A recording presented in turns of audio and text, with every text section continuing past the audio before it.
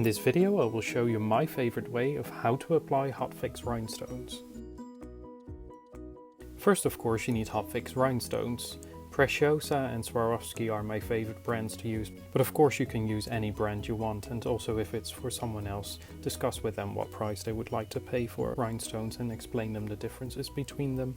You'll also need a hot plate, and I've covered mine in a sheet of Teflon, just in case if one of the rhinestones falls the wrong way around, it doesn't get all sticky and gooey on the plate itself.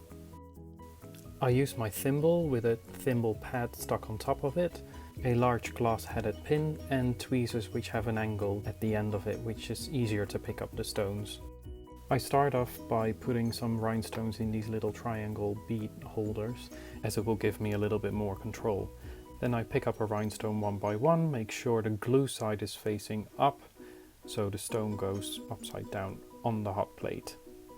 I put about 20 rhinestones at once, depending how fast you work.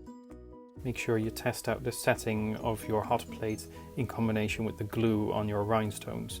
You can see when the glue is melted because it gets really shiny, and just make sure you don't burn it. The glue will turn yellow if you burn them, so make sure not to turn the plate too hot for too long, but you can leave the stones on there for quite a long time on a lower setting, even though if the glue is completely melted it won't burn.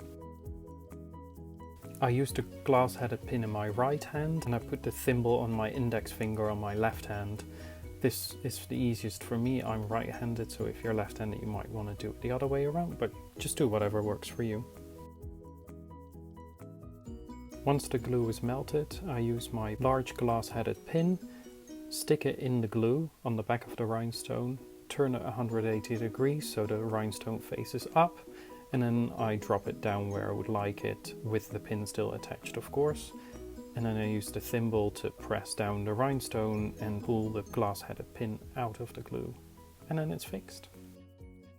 Because the mask has curves, I'm using a tailor's hem to make sure I can wrap the fabric more or less tight around it, so it makes it easier to apply the rhinestones and put some pressure. For me, this is the quickest and easiest way of doing it. Thanks for watching, and have a lot of rhinestone fun!